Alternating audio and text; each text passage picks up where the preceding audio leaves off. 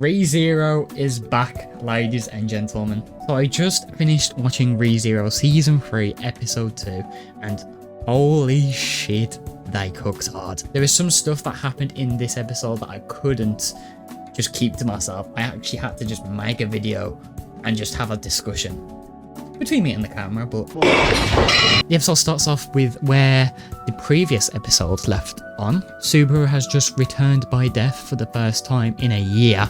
Because of this, he's sort of trying to understand what happened whilst getting over dying at the same time. Like, he's trying to, in a sense, process that he's just died, but also process that, damn, I've got a new op. It also explains why he's, well, obviously after returning by death, he's kind of in a state of just staring or breaking down, which we kind of see at the end of the first episode.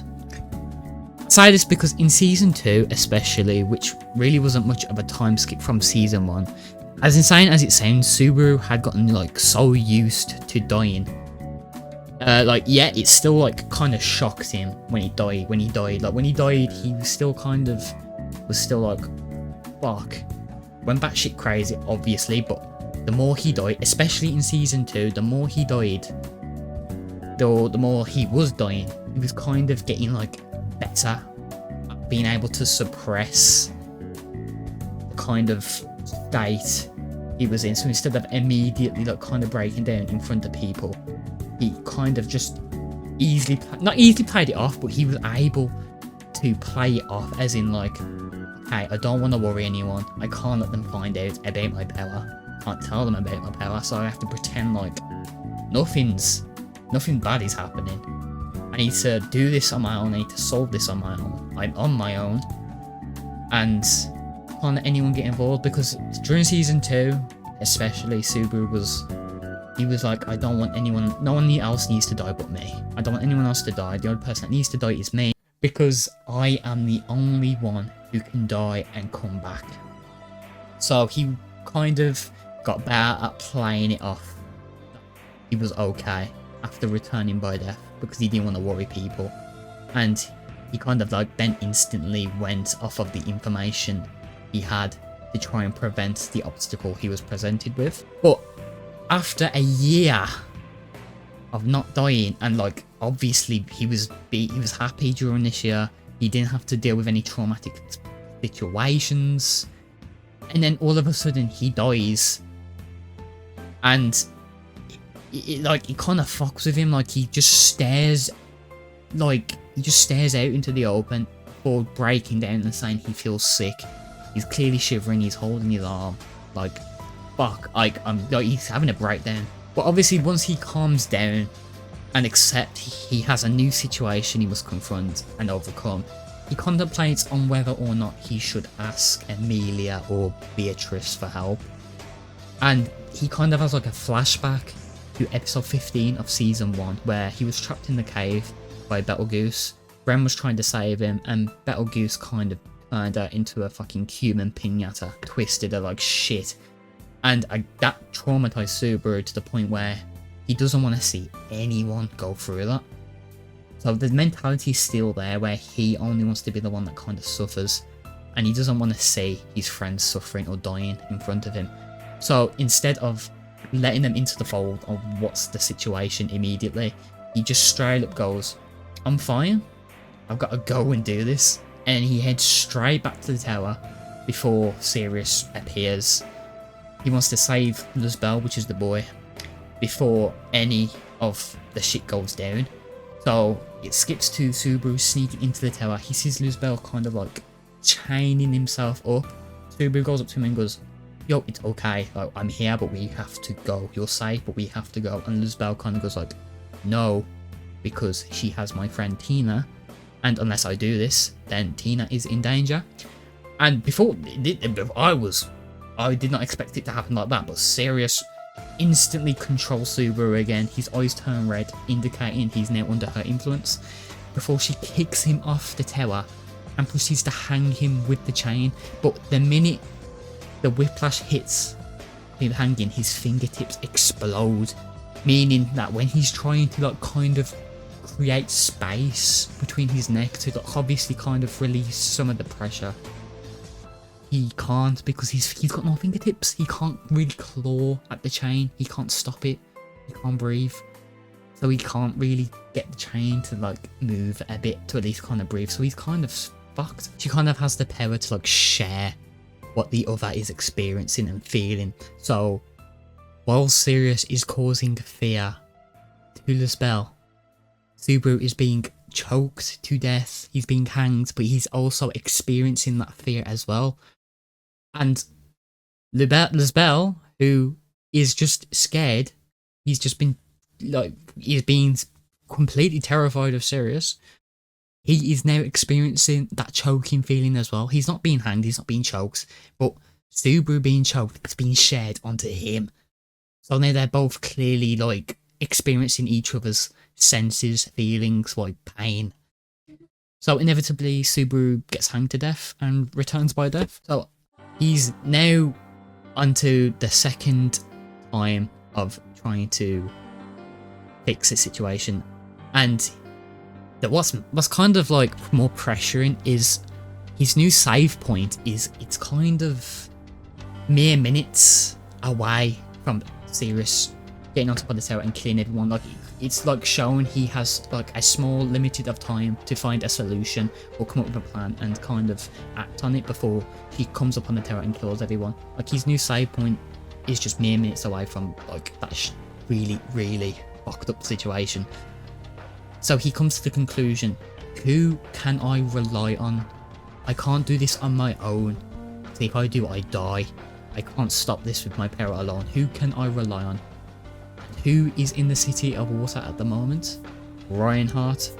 So Subaru rushes off to find Ratchins. I think I butchered that guy's name, I can't lie. But he's part of the same camp as Reinhardt. And after Subaru explains that, yo, the witch's court is about to attack, you need to summon Reinhardt, Ratchins sends up like a magic signal in the air that's meant to summon Reinhardt. Sirius then, at the same time enough, appears at the top of the tower and has everyone under her control in a matter of, I think it's 21 seconds, I'm not sure. But before anything fucked up happens, Reinhardt shows up running on water like a fucking goat. He wakes Subaru up and says, I'm here to save the day, man.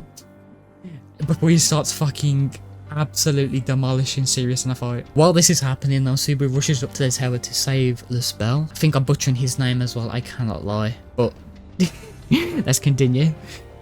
When he returns, Sirius is like down for the count. She's on the ground, clearly defeated by Reinhardt. But what made me think at the time that this is not going to end well is the crowd was still under her influence, her manipulation. They were still brainwashed by Sirius. They were chanting, killer, killer, killer, killer.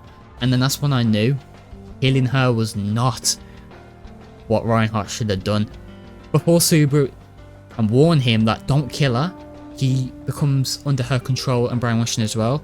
So Reinhardt slices Sirius in half, and then he turns around, and there he's just shown of what his actions have caused. Everyone is dead, everyone has shared the same fate as Sirius, and then he's kind of comes to that realization like, we fucked up severely. Now with Reinhardt, although he is physically undefeatable, mentally he's just vulnerable. Like this kind of like he's shown, oh god, he's shown as to be like a hero. Like he's naturally good at heart, he's strong, he's meant to be a hero, he's been blessed by the world. But the one thing that gets to this hero is anything that's mentally like fucked. So hypothetically, if these worlds continued after Return by Death, Reinhardt now has to face the consequences. Like he's now probably blaming himself, I'm not sure, but he now has to kind of live with the facts that he tried to save the day, but his actions made Subaru and innocent civilians dead. And that's one of the most interesting things about Reinhardt, because everyone thinks he's unbeatable, but mentally, if you can mentally fuck up Reinhardt, you've won. Which is shown in a what if story, and I kind of like how they've implemented that in the what if story and in the main story too. Reinhardt is vulnerable mentally, but physically he's unbeatable. So Subaru returns by death again, inevitably, and he's now understanding that Reinhardt won't be able to help, so he has to turn to someone else. So he turns to Beatrice, and he kind of puts his trust in Beatrice's knowledge, and says, he explains the situation and says, yep, Sirius's power is control, brainwashing. She can control people. She can share their senses, so when one experiences a feeling, someone else will. And then Beatrice comes up with the idea of using Shamak, which is a magical, like, it's a magical power that Subaru also possesses that can nullify one's senses, which is it makes sense. It's a counter. Sirius's power is control and sharing senses and consciousnesses with other people, I believe. And Shamak, which is the shadow skill, can nullify and numb these senses. It like explained. It kind of makes sense. Emilia then comes into the fold. She overhears the conversation and says, I don't want to be on the back lines. I know you want to protect me, Subaru, but I am a girl boss and I want to help. So Subaru is now convinced, like, okay, Emilia, I want you to help too. And they go to the tower. And Sirius shows herself. And immediately, no hesitation, Emilia shoots an icicle straight at the bitch. And I was like, damn, no chill, no hesitation. Light work, no reaction. Obviously, this was not going to be the end of Sirius as she comes back and starts going batshit fucking crazy with rage, and she starts like insulting Emilia as the two kind of start duking it out. And I was very surprised because Emilia is like, her strength and fighting capability has gone up so much in this year time skip. She was holding her own very, very nicely. So while this commotion was going on, Subaru heads up to the tower, saves Luzbel, and as he like comes outside on top of the tower, he looks down to see how Emilia is faring. And before she strikes Sirius with an ice attack, Sirius then shows that she's got a hostage, which is Tina, Luzbel's friend, and which thoughts Emilia. She hesitates and backs off, which gives Sirius the chance to kind of fire a type of fire magical attack at Emilia. He then sets Emilia on fire, where then Regulus Cornelius, the Sin Archbishop of Greed, makes his appearance, and he's like, I saved Emilia, I saved the girl, but she's gonna be my 79th wife. That's right, ladies and gents. Not his first wife, not his second wife, his 79th wife. And then after that, like, amazing introduction, the episode ends, and that's where we first hear and see the new ending for season 3. And after watching the episode, I was honestly amazed. I with ReZero, it keeps you on your toes. Like with ReZero, with me personally, it keeps me like keeps my attention fully on the episode.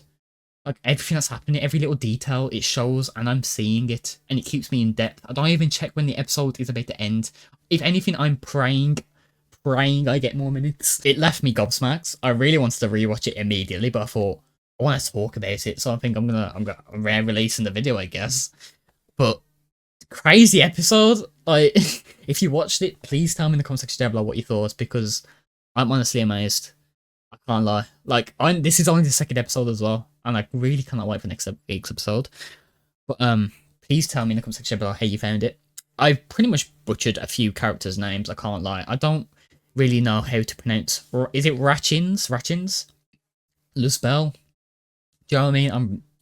I don't know, but I try my best. Anyways, guys, thanks for watching. Hopefully you enjoyed. Hopefully me kind of explaining the episode in the way I interpreted it made more sense to some of you, because with ReZero, some things aren't really noticeable unless you're paying like attention to detail in sense. So hopefully it kind of made more sense and made the experience much better if you're rewatching it or watching it for the first time. But anyways, guys, I'm gonna leave you guys off.